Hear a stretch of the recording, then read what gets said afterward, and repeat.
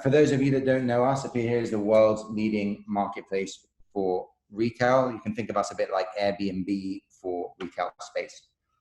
And our company mission to create a world where anyone with an idea can find a space to make it happen has never felt more important than it does today. And we want to do everything in our power to make sure that by anyone, we mean anyone. Which brings us to tonight's topic. An honest discussion about the importance of diversity and inclusion in retail. And tonight we're exploring why it's important for our stores to represent the communities they serve. What are the barriers to entry? What does true diversity look like in fashion and retail? And why now, more than ever, do our cities need to be inclusive?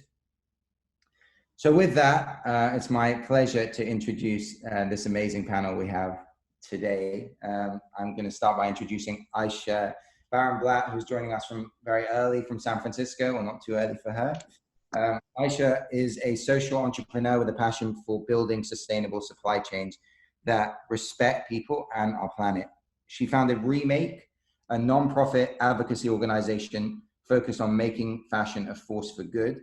And prior to Remake, Ayesha led brand engagement at Better Work, a World Bank and United Nations partnership to ensure safe and decent working conditions within garment factories around the world.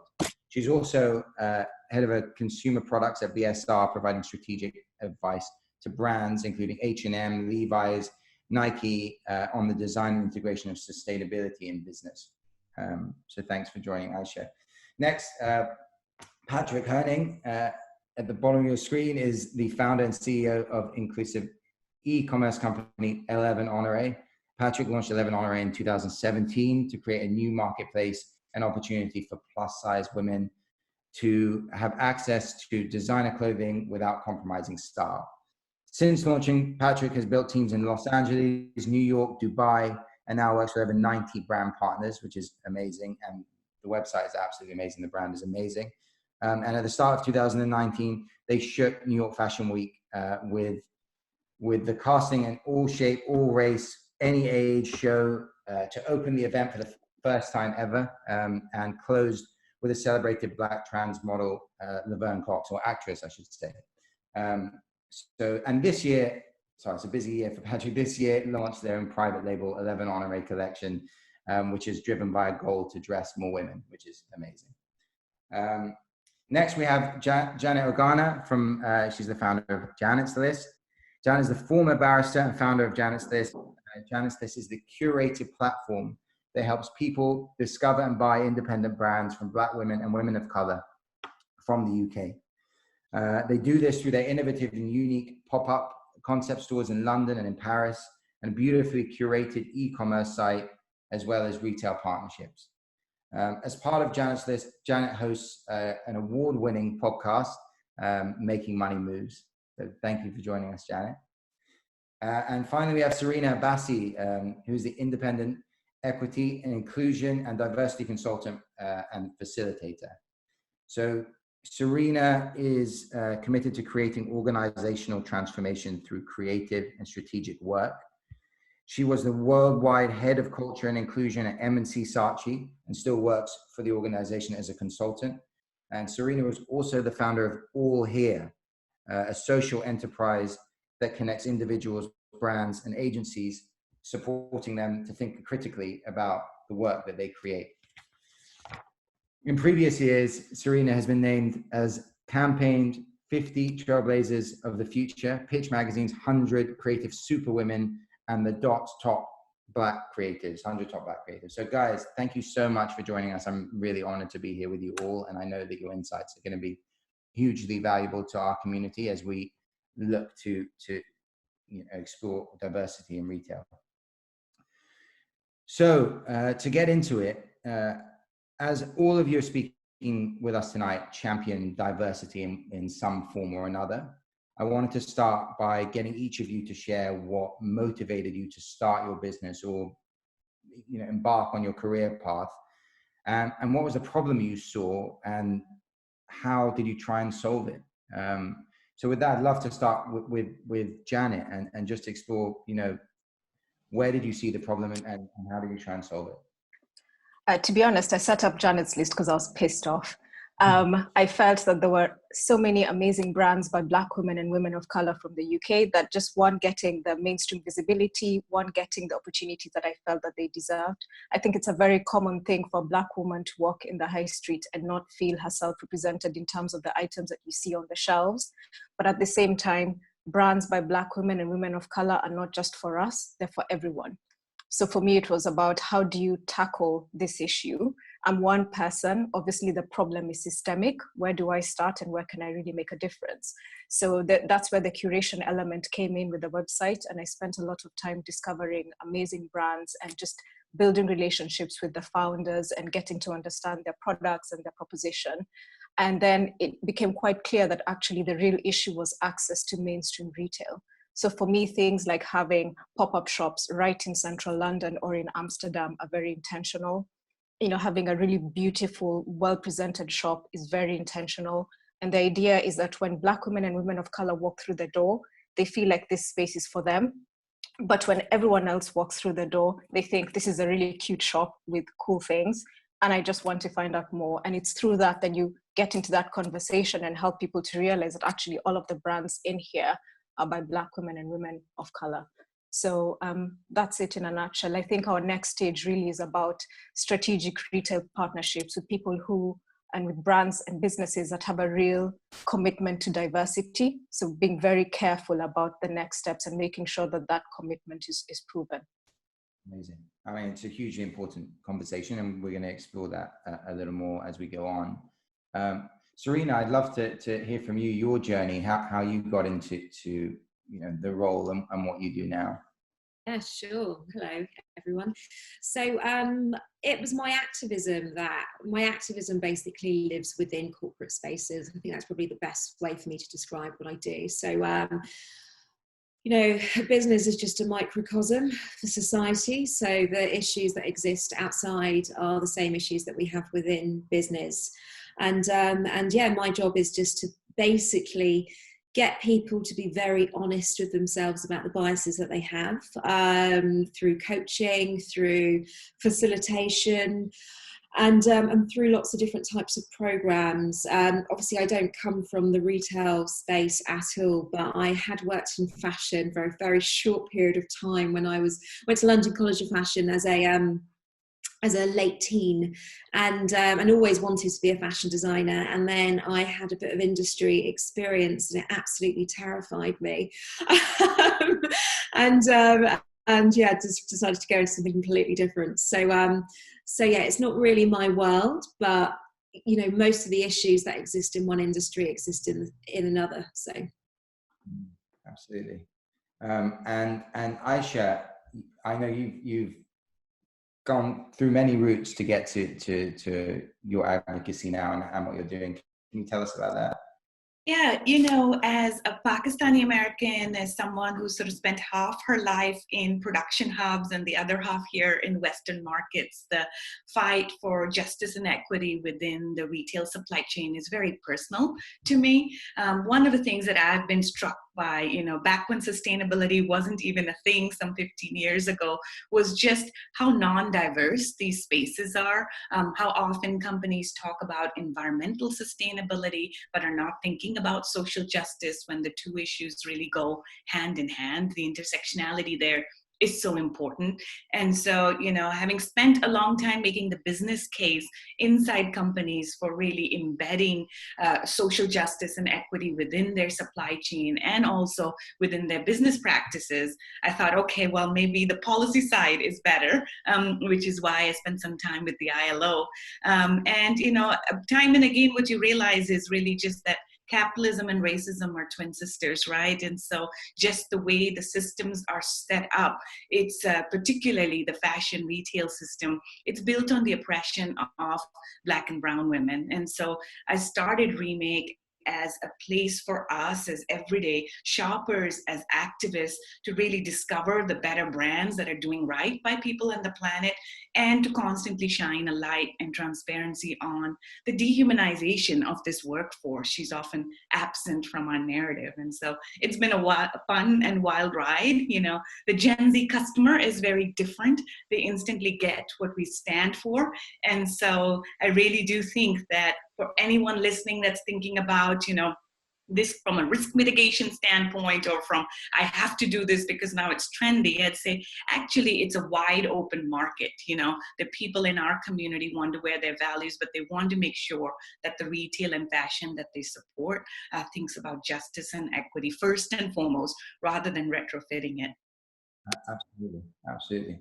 And Patrick, you also, you know, identified a hugely underserved market and a problem that you wanted to solve. Can you tell us about that a little bit?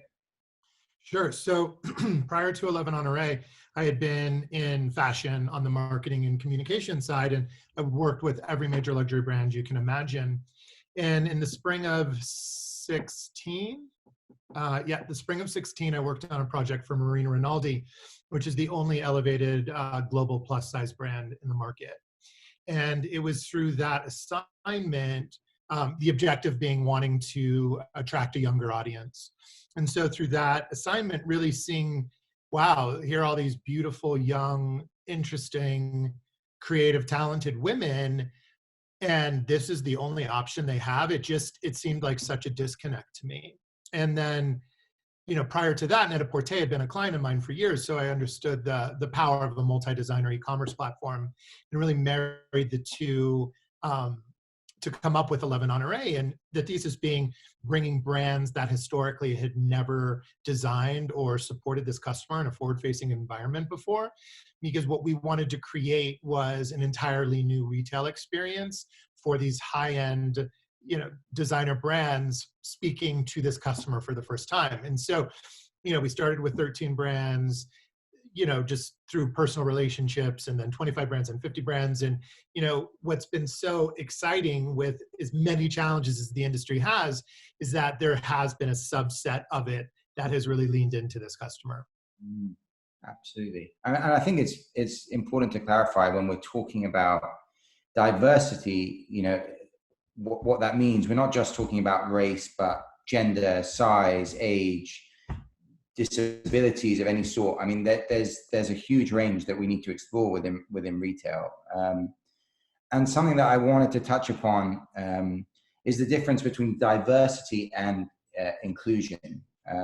And Sereena, as the head of culture and inclusion for M&C Saatchi, as you were, it would be good to hear your perspective on this and sort of what the difference is and the emphasis is. Yeah, absolutely. Yeah, thank you for that, Josh. So, you know, most businesses focus on getting diversity, and obviously it's great for us to think about we're all diverse. So even thinking of whiteness as the diverse ethnicity in which it is. So how is the Irish experience different to the Polish experience? And yes, most businesses focus far too much on diversity, but actually what they need to be doing is they need to be focusing on inclusion and belonging, because that is what has you retain people, and usually people from underrepresented groups. So inclusion, belonging is about having people feel that their voice is heard, having people also in positions of power, so not just, you know, getting people at entry level, because when we're talking about actually feeling like you belong to a space and feeling as if you can have aspirations, you need to be able to visibly see yourself. And what most businesses get wrong is that they just don't have that representation at a senior leadership level, therefore people leave. Absolutely. So that sort of leads me on to the next section I want to discuss, which is sort of getting started as a business. You know, we always have viewers and people within our community that want to do that. And I want to explore the barriers to entry for entrepreneurs from minority backgrounds breaking into retail and to fashion of any sort. I mean, Janet, you've certainly had experience with this. as far as breaking down barriers go. Can you share, what those barriers are and what you, in your experience, for emerging brands? I would say because I speak for a lot of businesses that are by Black women and women of color, it's really about having equal opportunity to money, whether that's venture capital funding, whether that's angel investment. A lot of brands by Black women, by the time they're getting that investment, they're over-prepared for it. It's money that they should have gotten way back. But I think thinking in terms of retail and actually getting into mainstream retail, first of all, there's the issue of risk.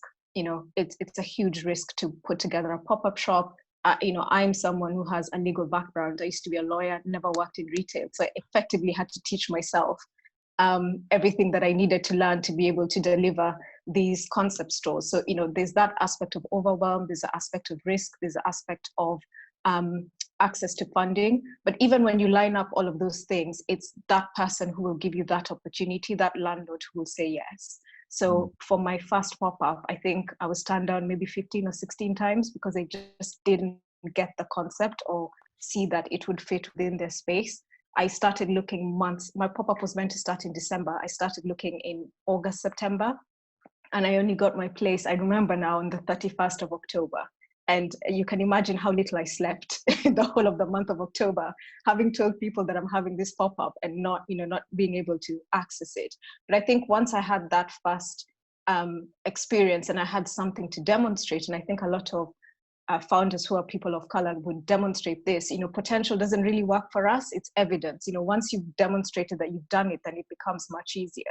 So when I had my concept store in Amsterdam, I had an incredibly supportive landlord who in fact broke up with his estate agent because the estate agent didn't think that my concept should be on that street in Amsterdam. And he didn't tell me that until right at the end when I was, putting things in the courier. He's like, casually, yeah, by the way, I broke up with the estate agent over this, but I so believed in what you were doing that I felt that it was important for us to do this way. So, you can line up all of the things, the knowledge, the money, deal with the risk and take a calculated decision about where and when you're going to have your shop. But ultimately, there's that additional bias, which unfortunately people of color may face. And sadly, what happens is you keep trying, and you eliminate everything until you get to the point where you ask yourself, is it because ... Yeah. Do you have advice for brands in that situation and in positions that you were in, as far as, your example, what you had to do is do it to get people to trust you. Is there, would you have advice to people that are looking to do what you did? I mean, in terms of the planning and how to put it together, one of the things that we're working on in Janet's list is an online course about how people can create and launch their pop-up shop. So really helping to demystify that process and to give people that step by step. But in terms of access to retail, it's not for us to do. It's a systemic thing. And I think it's about people in decision-making positions actually sitting down and making that decision and saying, you know what, we need to diversify our estate. We need to diversify our portfolio. We need to make sure that when people come to our estate, they feel included, they feel like they're welcome. That's not for us to do. I think, both sides of the table have to come together and everyone has to ask themselves what steps can they tangibly take and do that. Absolutely. I'm gonna get onto that a little bit later on, and I think there's definitely a huge way to go as far as landlord accountability and responsibility from institutions. But before then, just going back to those barriers that brands face at the early stages. I mean, Patrick, you must have gone through, you've broken down a huge barrier, New York Fashion Week, which is sort of the antithesis of in a sense what you do, but also totally embodies what you do. How did you break down that barrier and get them to embrace what you do on such a major scale? It's interesting. It's like you get credit for, being a disruptor, or how did you break down walls? And the reality is it's just doing the right thing, right? So it's never been a question of, I'm setting out to do this big, remarkable moment. Rather, I'm just setting out to do something because I believe in it. And I don't really give a shit if no one else has done it. I'm a leader, not a follower. And so having that sort of confidence and what your brand stands for and the mission and the message you're communicating, I think is first and foremost. And for me, you know, good or bad, I'm like a bull in a china shop. And so I just kind of go collectively speaking. And I think for me, one sort of defining moment for that, and for those who don't know, 11 Honoré opened up New York Fashion Week, February of 2019, the first ever designer curve fashion show. And event marketing is my background. So, you know, I felt very confident about what we were creating and what it stood for. But that fall, so fall of 18, I don't know if anybody recalls the then CMO of Victoria's Secret talking about the Victoria's Secret fashion show. It was a big story in Vogue. And within that story, he talked about it being a fantasy. And within that fantasy, there's no room for curve women. There's no room for trans women. And I just thought, God, that's broken. And at the time, we had a very organic relationship with Laverne Cox. And, you know, I just saw in my head, like, she was going to close our show. And, you know, we're a startup, we don't have deep pockets, and we knew her stylist very well, and we engaged in a conversation. And I said, look, you know, I believe in sort of sending this message, and I don't want to exploit Laverne. I don't need her to tweet or post, or I actually don't even want anybody to know she's doing this. I just want there to be this sort of mic drop moment at the end of the show, because I think it's going to send a message. And for us going at the beginning of Fashion Week and really kicking it off, for me, it was about starting a conversation, and a very important one. And, you know, it all worked out organically, and Laverne closed the show. And so from beginning to end, whether it be curve representation, whether it be designer representation, whether it be women of color representation, to sort of then close with a Black trans woman, I don't know, it was just sort of this groundbreaking moment for me as a founder, that we really do have a voice, and it is our responsibility with that platform to tell a narrative of where we're going versus where we've been. And I think that has been the most exciting thing about who we are as a brand is, you know, we've always been doing the right thing. It's just now people are starting to pay attention to what the right thing is. Amazing. It was a real moment, honestly, and it was very special at the time, and I'm sure still is. Going back, touching a little bit about what Janet said earlier, does a lot of this, you know, this sort of inability to break down, or ability to break down barriers and walls, come from support from the top? And Ayesha, I wanted to ask you a little bit. You know, a stat I have here is Black entrepreneurs account for less than 1% of VC-funded businesses, which is hardly surprising when you see that 81% of VC firms don't have a Black investor. Does change need to happen from the top before support is made available? Is that the only way, from your experience, or can you? I mean, I know you guys sort of come from a consumer pressure point. What's your experience with this? Yeah, I mean, honestly, we need all of it. You know, there's no silver bullet. And I think, to Janet's point, I think often Black women in particular, but people of color, are tired of saying we have to fix the problem, which is this monolithic, very white capitalist system that has been set up. But, you know, I will say that when it comes to the democratization of access to brands, especially in the world of Instagram, that for us as activists has been really powerful. You know, if for those of you who aren't familiar with the Pull Up or Shut Up campaign, you know, it was launched on June 3rd as soon as there were a lot of different companies that were putting the Black performative squares on Instagram saying, oh, yes, yes, yes, Black Lives Matter. And so for a lot of activists, it was to say, well, no, like, these pretty words are not going to be enough. You know, show me, don't just tell me. And that campaign was very successful in getting over 200 100 brands, including Estee Lauder and Levi's, to publicly reveal their data of how many Black employees they currently have, and how are they going to make public commitments on bettering that data. And so this sort of grassroots activism in COVID is in some ways has been heightened, right? At least here in San Francisco, our stores have still been closed. A lot of people have been sheltering in place. When it comes to bricks and mortar, I don't know what's to happen in the future. And so I think for our community, we've been really emboldened. Our Pay Up campaign, which when we launched it, we were like, oh, people are really hurting right now. They're sheltering in place. Are they going to pay attention? And the fact that we were able to engage over 4 million people on Instagram is sort of evidence of the fact that the customer community is really hungry to do right and to hold the industry accountable. For those who are not familiar with the Pay Up campaign, what happened was in March, a lot of retailers and brands en masse started to cancel orders that were already produced and in production, where the factories had bought the fiber and had paid for the labor. It's resulted in starvation and workers protesting on the streets from Ethiopia to Haiti. You're even seeing it in Leicester in the UK and right here in downtown LA. And so, we were to say, no, brands, you can't, post about how much you care about Black lives here. And then on the other hand, not to write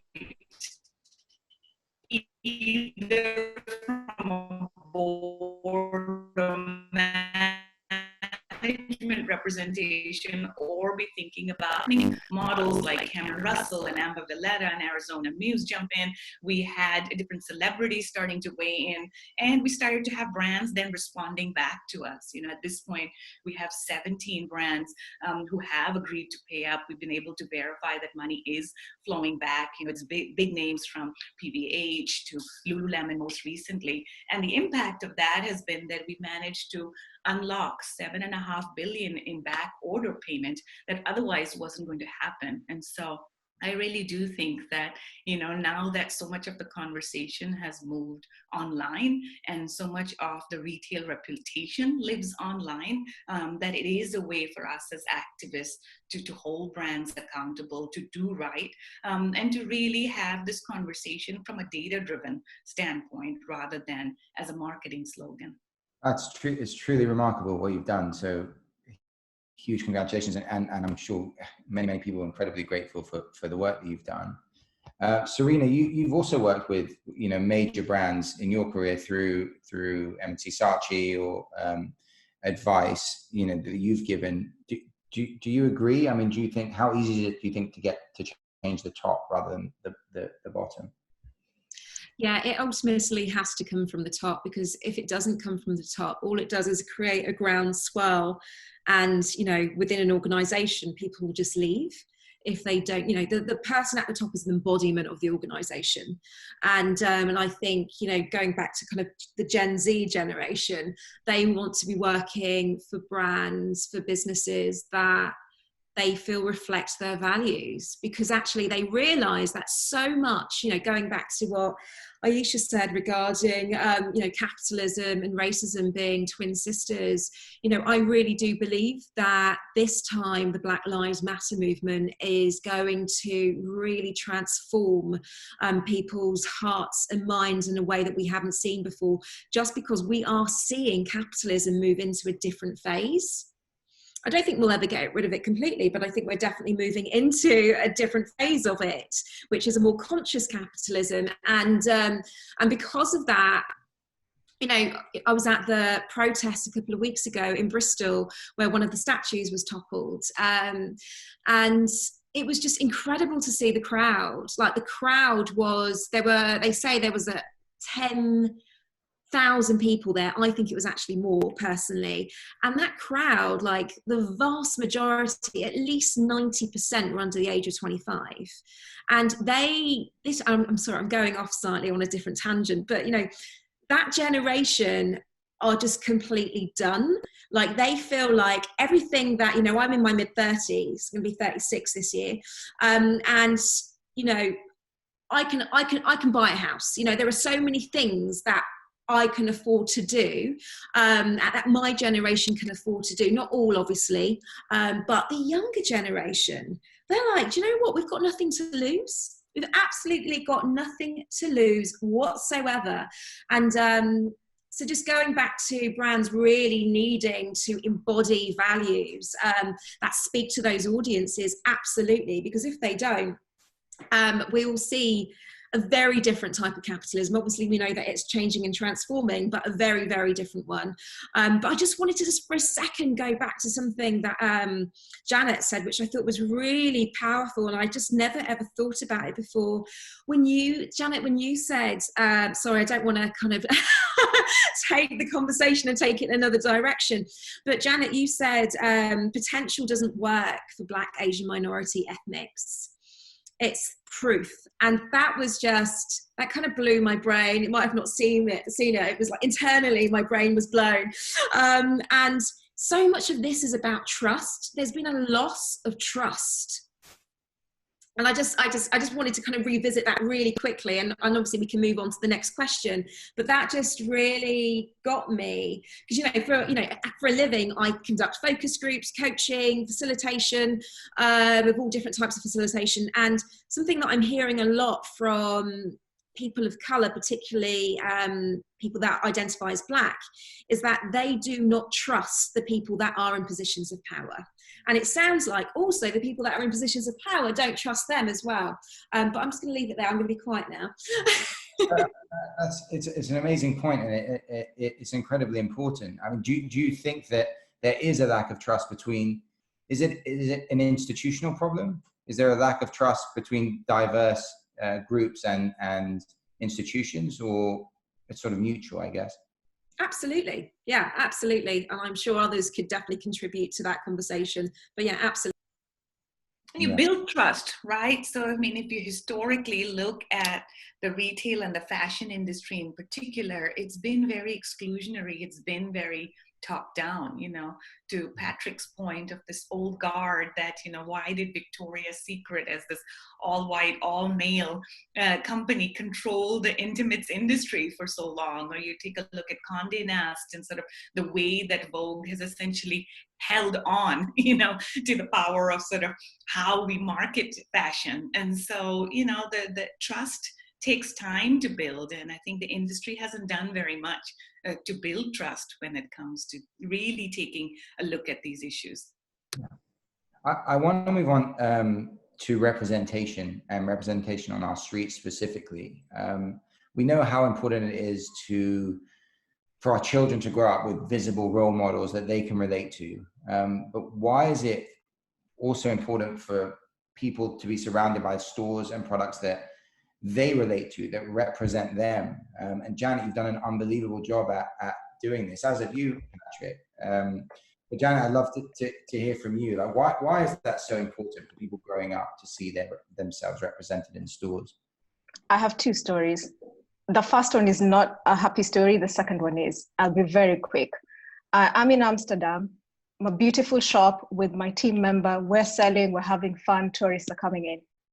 This man walks in and has the audacity to tell me that he thinks that my shop doesn't deserve to be in this street, and that it should be somewhere else, and that it's not a good fit for the street. And by the way, he's some kind of researcher for shopping malls and stuff, so he knows everything about it. So I told Adonika, who's my team member, just to hold things down, right? And I had a 45-minute discussion with this man to get him to understand that he absolutely cannot walk into my shop and tell me that I do not deserve to be there. Now, that's something which I think founders of other backgrounds will not experience, because in his mind, only a certain kind of shop would be on the street that we were in. And I can tell you that every single day of that pop-up, we were there for 9 days, the man would come in and look, and the shop would be full of customers, just to prove to himself, because he had a certain perception of what should and shouldn't be on that street. That's story number one. Story number two, I'm sitting in the shop. There's a little mixed race girl with her head against the window. And we had these black dolls all spread out. And she was with her mom and her aunties, who I should say were not Black. And they'd been visiting for the day. And she looked at her mom like, got to get into the shop. So she comes in and she was so excited, and her auntie got her a doll, and it was just like a really heartwarming moment. And she said goodbye, and then she went off, and 20 seconds later, she came back running in, and she's like, you know what? My best friend looks exactly like me, and I know that we're not going to be able to get dolls. I want to get a doll for her as well. And so she bought another doll, and I managed to take a picture at that point, obviously with permission. And literally we were almost in tears, because that's what it's about, that a young girl can come in and see herself and feel like she belongs and feel like she is part of the society and that she's well represented. So for me, when I have those really difficult days, I'm not kidding, I actually look at the picture of that girl. She's on our Instagram, and she reminds me what it's about. So even though I know we're having a conversation where we're discussing difficult and challenging things, for all of us, we see the impact of the work that we're doing, and we see who it matters to. And for me, in every shop, I can tell you a story of a little child coming in and just being like, wow, this space is for me. And that's really what it's about. So I actually want to then can stay with you, Janet, because something you touched upon earlier, which is, the diversity of store owners on a street. Should that be something we're looking at more carefully and holding the landlords responsible? We hold brands accountable for diversity in their photo shoots, for example. Should we not be holding landlords or mall owners accountable for our streets if they're not willing to give trust in diverse brands? I think other people around the table might have different views, but for where I'm at and where we stand today, it's incumbent on anyone who's sitting in a director level position within a property portfolio to be examining themselves and examining their businesses and thinking about what role they can play to make their properties and the streets look more representative, not just for Black women, for people with disabilities, for everyone who's termed as other. I think people have to be asking themselves that question and doing that work, because ultimately this is systemic stuff that we have to shift for us to start to see the change. Absolutely. Does anyone want to add to that? I mean, there's a huge responsibility. I know we do have institutional landlords on the call right now, and I'm sure that they would appreciate feedback on that. I just think we talked a bit about this, Josh. The outside needs to represent the inside, right? So how, I think it's funny that, we talk about the industry and how it's suffering and sales are down and revenue's down. This is even pre-COVID. It's like, okay, but this elitism, this sense of exclusivity that whether it be Condé, whether it be a traditional big box retailer, everybody's been like clinging to this, like, oh no, if we let go and sort of open up our point of view, it's all going to come tumbling down. But guess what, guys? It's already tumbling down. So instead of, trying to hang on to this sort of last bastion of like, whatever the fuck it is, why don't we just say, hey, what's the harm in speaking to a wider audience? Now, it can be a wider audience in beauty. It can be a wider audience in fashion. It can be a wider audience for designer or contemporary. It doesn't matter what it is, because there's facets in our industry that will never change in terms of price points, but it's speaking to a larger audience. And if what you're selling inside your doors doesn't reflect the customer on the street, like there is an automatic disconnect. And I loved hearing that story about that little Black girl, because it's like, I haven't had the same experience, but I've had customers come to a pop-up who have said, oh no, that doesn't work for me. I could never wear a dress like that. It's like, well, you actually can. And these women come out of the dressing room, they're in tears. They're like, I've never thought, and these are very successful women who have access to lots of different things, but have historically only bought beauty or handbags and shoes. We're changing lives. And I know it's fashion, but it's like when you take an inclusive approach with the point of view of let's try to make people feel better versus worse, it's amazing what can happen. And then we sort of like double down on the retail landscape. It's like, these doors have a responsibility. Your platform has a responsibility. And if you're not being responsible with your messaging of inclusivity across the board, you're simply not doing your job anymore. Absolutely. Very well said. Ayesha, are there any initiatives that you've seen throughout your work that sort of tackle the lack of diversity in built environment? So within our streets, for example? I mean, I think for a lot of retail, it seems to be this sense of like one and done. You know, it's like, oh, we'll hire a diversity and inclusion officer and then we're done, you know, or, oh, we'll have this niche plus size collection, we'll see how it sells, and then it's done. So I think a lot of the examples we've seen has been much more a brand new business coming in, like a Janet's, like a Patrick's, which is disrupting the space. And frankly, looking at it as a business opportunity as well. Yes, of course, it's the right thing to do, but it's also good for business because the customer is changing versus I think for a lot of the big retailers, you know, whether we see them talking about different types of communities that they're trying to sell to or trying to test out sustainability, it's often just a capsule collection here and there. And, you know, just sort of, again, retrofitting this, well, we're testing the market. It's like, well, but your sales are plummeting. So why aren't you doubling down in a real and holistic way? So I do think that it also goes back to, you know, how are we changing some of these institutions? So one of the things that we do is partner with a lot of fashion schools because often this comes at a design level, you know, and so working with Parsons in New York and California College of the Arts here, we run these immersive journeys where we take the students, well, come see a landfill, come see factories. Guess what? Robots don't actually make your clothes. Come see the waste that your future design will make. Come see the communities that your design will impact. And it's sort of starting to have that ethos and conversation almost at a classroom level, because often, you know, designers entering this industry are sort of taught to make beautiful, pretty things without really thinking about the impact on people and the planet, without really thinking about who is their customer, without really thinking about anything beyond making that next pretty thing. And so, you know, when we think about the institutions that are hanging on to this power, you know, whether it's schools, whether it's, I think, the way fashion is marketed, we're needing an overhaul in a lot of it. Can I add something as well? And this actually is and can be a win-win thing. And quite often you can come up with solutions. You'll have to put in a little bit more work, but you just come in with solutions that are an absolute win. So I'll give you an example recently. So we had the pleasure of working with the WOW Foundation, who every year there's the WOW Festival in South Bank, which everyone knows about. And this year they decided that the global version of their festival was going to be online. And so they came to us and asked us to curate the marketplace, which is going to be the first virtual marketplace. Of course, I'm going to say yes to that. My team were like, yeah, this is brilliant. This is exciting. But there was already evidence that they have been, you know, had a real dedication to diversity and inclusion in the way that they work. It was clear the things that Janet's List could bring to the table that they just couldn't bring.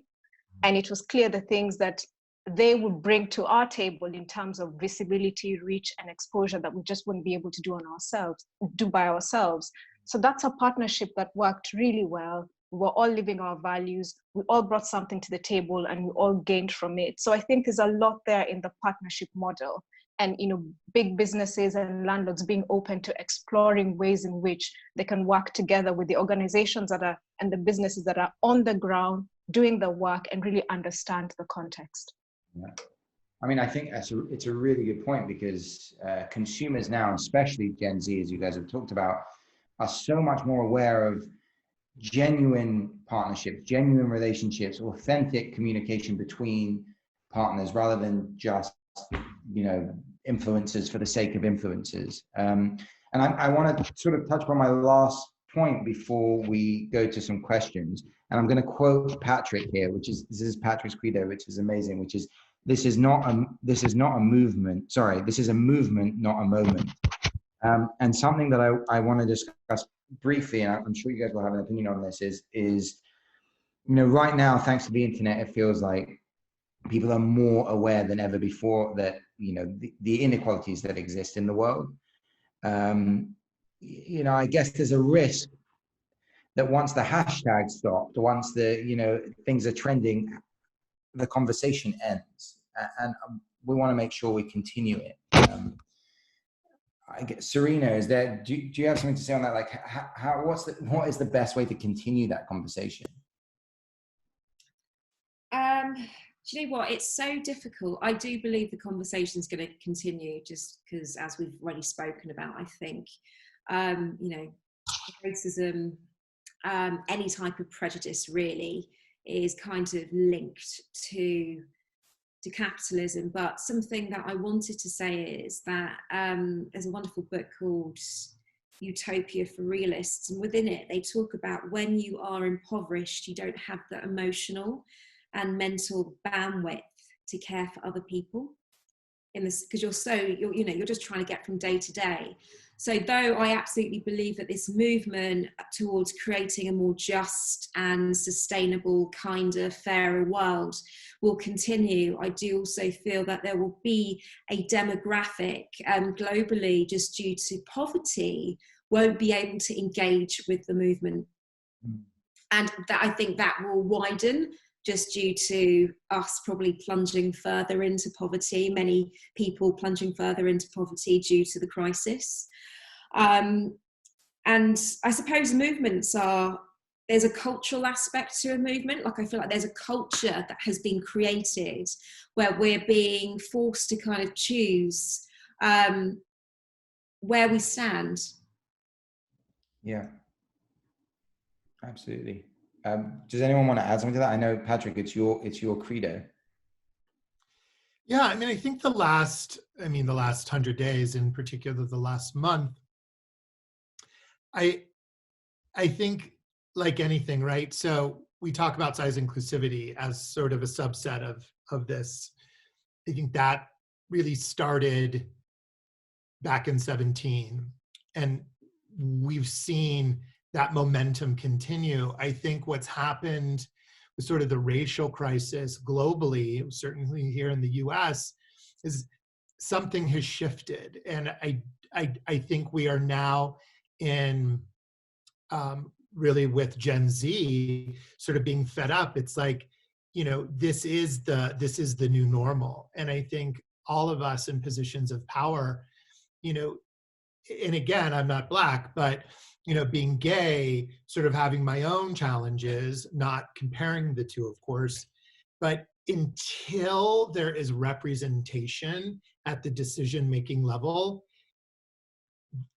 we will all be running an uphill battle. And I think what we're seeing now with this sort of brand call-out culture is brands taking a responsibility to have that representation and visibility around the table, and then giving that representation and visibility around the table the voice to participate and contribute in a meaningful way.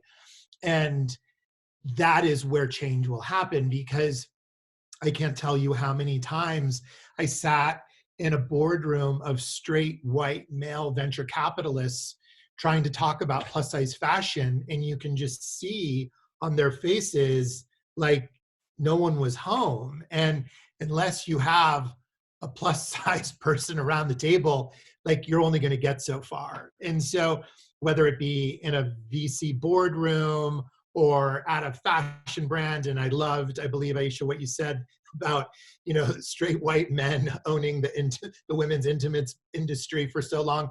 It's like, that's why Third Love, that's why all of these brands are fundamentally changing. And it really comes down to representation at the senior decision-making level. Guys, that's amazing. I really appreciate all your thoughts. We just have time for a couple of quick questions. This might not be a quick one, but we'll jump to all of you quickly, which is, my question is, what would the panelists like to see change? If there was one, I mean, I'm sure it's a very broad question, but if there's one change you could fight for right now in the retail industry, what would you hang your hat on? Patrick, you're large on my screen right now, so I'll ask you. I think brands really leaning into going up to a size 24. Certainly the ones on our platform, you know, our #1 selling size is a US 20. followed by, you know, an 18. Like we need brands to sort of invest in the development to get up to a minimum, a true size 24. For designer, that usually means a 26. And so that's really been my rallying cry. You told me about the percentage of people after last time we spoke, percentage of Americans that were over a size 12. Did you tell me that? 70% of the US female population is a size 14 or higher. So with the average size being a 16. So we've sort of termed it plus size. It's just the American size. And I think brands that don't cater to the American size are really missing out on a huge opportunity. Yeah, absolutely. I mean, I think that's a really major theme here, which is that, and I can't remember, one of you said it, which is that being inclusive is not you're not taking a hit. It's actually an opportunity. It's expanding your potential and making people happy rather than the opposite. Janet, do you have anything to add there? Yeah, I think I have more than one thing. So, I think for landlords, it's really thinking creatively about how they use the space. Certainly with COVID and the impact of that on retail, there might be more availability, there might be less, but just thinking creatively about that, but actively coming up with schemes and partnerships that ensure that people taking up space in their estates come from an inclusive and a diverse background. I think there's definitely work to be done there. And, I talked about partnerships. I'm not going to repeat that again. I think that's really important. I think if there's any brand watching this, particularly if you would class yourself as other, and you're wondering whether you should take this risk of putting yourself on the high street. Obviously, we're in a bit of a funny time now with COVID, but if everything as it was, I would say absolutely go for it. That experience of being on the high street and seeing people who have never had any interaction with your brand coming in and really getting what you're about and having that opportunity to live values together. I think that is such an important thing. So if there are any brands that are umming and ahhing, just go for it, because I think it makes a difference to all of us across the board. And I think if there are any agencies that are here really thinking about how you diversify your teams, and this idea that people aren't there, or that there are not enough people of a certain background who can occupy seats at a certain level is bullshit. Forgive my language. I think what you have to do is you have to look for people. You have to go out. You have to diversify your networks. You have to make friends with people from different backgrounds. Going to the same places to look for people to fill your roles will end up with the same result. It's, people have to think really differently about their networks, think differently about where they go to recruit, and really work with lots of organizations on the ground who are doing that work. So I think everyone has a responsibility, and there isn't anything that anyone around the table can't do. It's about taking those tangible actions, however small. Again, it just creates opportunity to increase the different ways you're looking at things. Sereena, Ayesha, do you guys have anything to add to that? I mean, I would just say, without agreeing completely with what Patrick and Janet say, I do think that when we think about the future and what we want, none of what we're seeing right now is a coincidence, right? Whether it's the pandemic, this is not going to be the only pandemic in our lifetime. Whether we think about future climate change shocks, whether we think about, the reckoning that is finally here when it comes to equity and inclusion. And so one of the things that we're starting to see already is a lot more solidarity across the people who really power the retail supply chain. So thinking about the retail employees, warehouse employees, all the way to the factory floor. They're seeing just this inequity of here's a system that's powered on our backs, but it's not really leaving us any better off.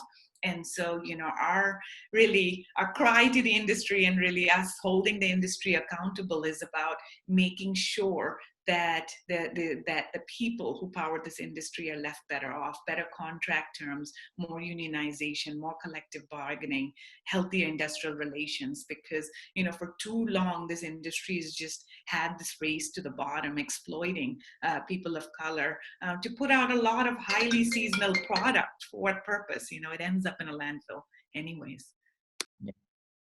Amazing. And Sereena, I can leave the last word with you if you want it. Yeah, so I think the change that I would like to see is for people to kind of tap into their power. So what is your sphere of influence? And I think far too often we're wanting to kind of focus on things that are so, inaccessible to us. And I think there's so much power that we all have at various different levels within an organisation. So how can we really kind of affect change within our sphere of influence? Nothing really to add other than what's been said. And that's all I have to say, really. Just, thank you. I mean, due to the time, we have actually a lot of great questions, but I'm going to end it there. But guys, I really appreciate all of you guys for coming on, for your important thoughts and opinions, and your insights. And I know that our community would have really appreciated that too. So thank you all very much. And excited and looking forward to continuing the conversation and going with this momentum that we've sort of got at the moment at this really important time. So thanks again. Thanks everyone for joining, and we'll see you again soon.